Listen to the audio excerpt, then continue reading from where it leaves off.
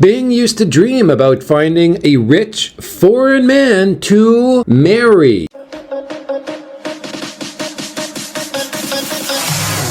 Of course, marry. I mean, she's not the kind of girl who's gonna get a boyfriend. She wants to just marry. I mean, look, all the girls in the village wanted to marry a foreigner because this is the perfect solution to living a better life for these girls. The local men quite often, I mean, not always, but it is known as the regular way, they just kind of drink after work, and they try to avoid the family responsibility, but, they don't avoid their work duties. They're very diligent with their work duties on the farm, but after the farm they like to drink with each other, the other guys, and just relax. On the other hand, a foreign husband has a reputation for being responsible. Bing would imagine her husband would take care of her family, and the family would all live together in a big modern house, and Bing would have many babies, and life would be so perfect. That is what Bing imagines. Okay, look,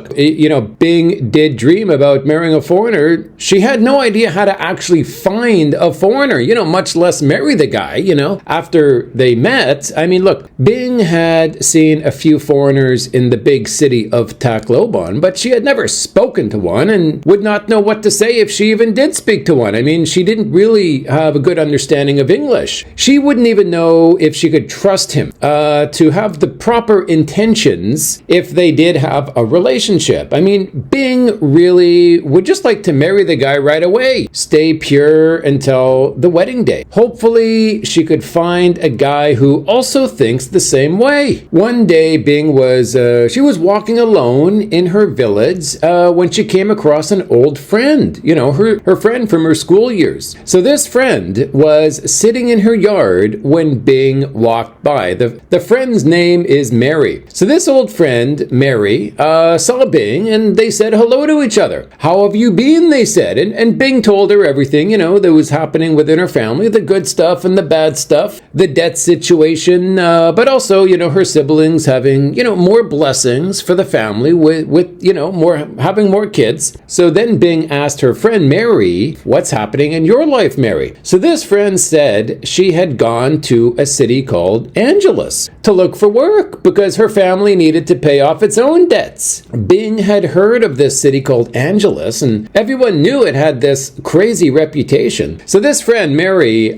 said that she made a lot of money in Angeles, and she was actually able to help her family. Now, you and I know, so this friend was 18, 19. These are the cream of the crops. These are the girls who get a lot of the foreign men. So she didn't realize when she was young, maybe, why she's getting so much attention from the guys. But I mean, look, she said to Bing that not only can you make a lot of money, but she also said that a lot of foreign men go to Angeles looking for a Filipina wife. And we all know this is true, gentlemen. This is exactly what Bing wanted for herself, but she didn't know how to get. She did not know how to get the foreign husband. I mean, she's living in a small town where there's no foreigners. So at this point in Bing's life, marrying a foreign man is really, it's the only way to get out of her dire situation. There were no foreign men where she lived there, small town Leyte. I mean, even if she went to Tacloban, it'd be hard to find one, much less her small little town. Remember, this is all before the internet, folks. So right now, she's 19. She was born in 78. So this is about 1997. So Bing felt excited at the thought of meeting a foreign man. Okay, but then the bad news came. Mary told her that the way to make a lot of money in Angeles was to work in the bar and to convince the foreign men to take her back to their hotel room. So I guess Mary's a little more on the open-minded side. The good news was, at some point, one of these foreign men would marry her. Now, I don't know if Mary is trying to just convince her to go there so she'll get some commission, but I don't know. Let's carry on with the story here, folks. After the inevitable marriage there in Angeles City, they would move back to the village together, Bing and her new foreign husband. So Bing thought that going to Angeles and working in a bar was not good. It was not good, but it was her only hope. I mean, she did not want to go to a hotel room with a strange man. She didn't even want to kiss a strange man. But knowing her friend was so casual about it, she thought, how bad could it be? Bing decided to follow her friend's advice because that was the only way to marry a foreigner. She wanted the marriage. She did not want any of this hard stuff, the hard part of it. But the reward outweighed the hard part, if you know what I'm saying here, guys. So all this is her dream, okay? This is her dream. Angelus is the way for her dream to be true. And this is this is the way Bing is going to find a foreign husband. I mean, Bing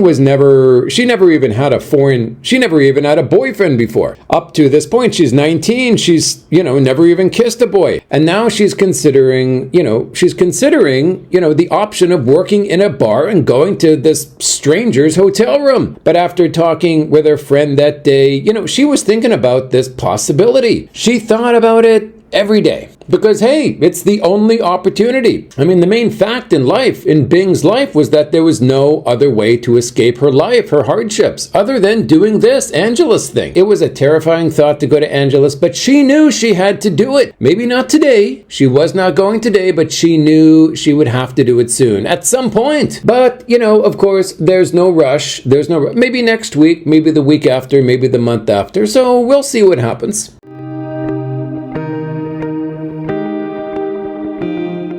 In 1997, there was an Asian economic crisis. Things began to change for the worse, folks. The economy in the Philippines started to go downhill, but it did not really affect the farming. But it did affect Bing's brothers, who were working in factories in Tacloban. Factories around the Philippines were laying off their workers, or just, they were going entirely bankrupt, one or the other. It wasn't long before her brothers returned back to the family home penniless. This meant there were more mouths to feed in the house. The banks began contacting Bing's father, also wanting more money from him. Your loan is due soon, and you must start paying the principal, or else, the bankster mafia is saying to Bing's dad. There was no way to even pay back the original principal. I mean, Bing's father just would stare at the wall all day. He did not move. The family told him to not worry. Like, we're all in this together, they're basically telling the father.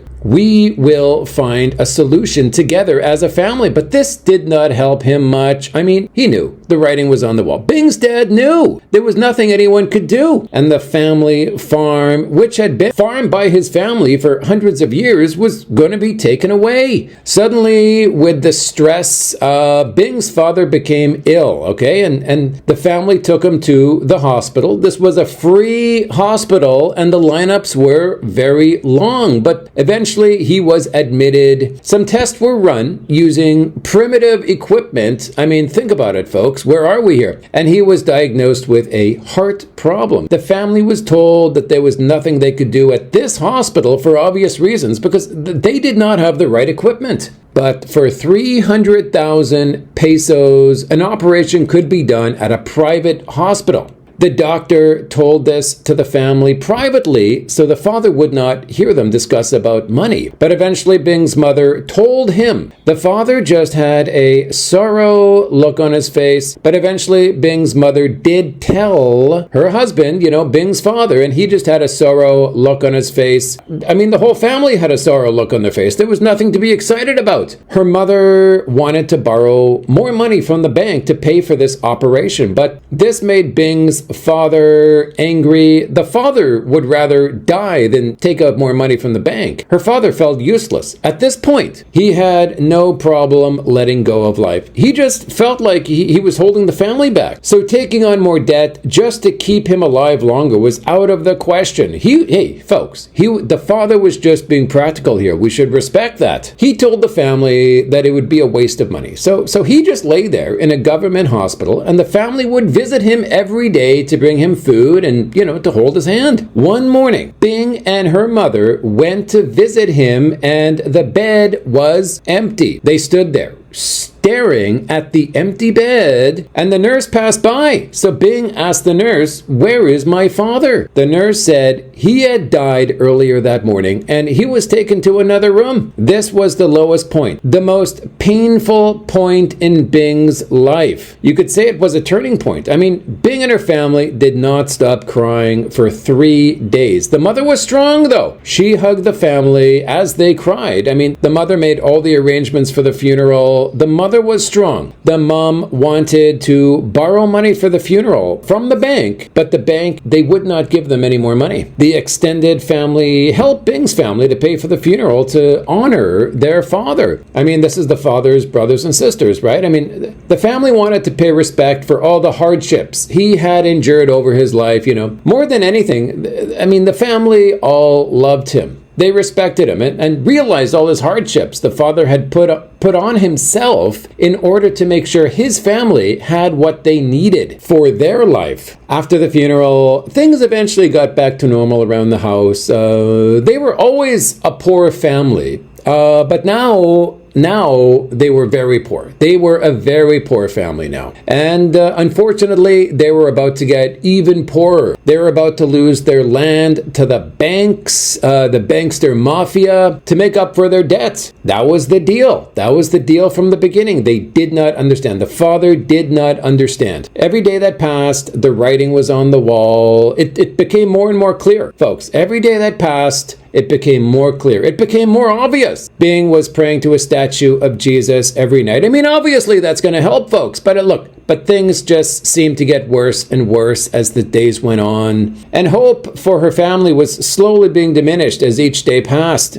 After all, folks, even a strong Catholic family like Bing's could only rely on her church for so much. The church had a lot more to deal with than one solitary family. Nothing would make Bing happier now than to just take care of all the problems by herself. I mean, she loves her family. Nothing would make her happier right now than to find a solution to this, debt problem, this money problem, this bankster problem. Bing knew she had to do something, but the only way she knew how to make money was by going to Angelus and finding a job. Thanks to Mary for introducing her to this opportunity. It was her only opportunity, folks. There is a saying in Bing's village: desperate times call for desperate measures. And this made Bing brave. There were 3 problems, though. Number 1, she did not know how to get a job in Angelus. Okay. Number 2, she didn't know how to get up there to Angelus. And number 3, she didn't have enough money for the bus fare. So, what did Bing do? She went back to Mary's house. Mary's the one who told her about Angelus in the first place. She walked directly to Mary's house and said, "I need to go to Angelus City." Mary was her only hope.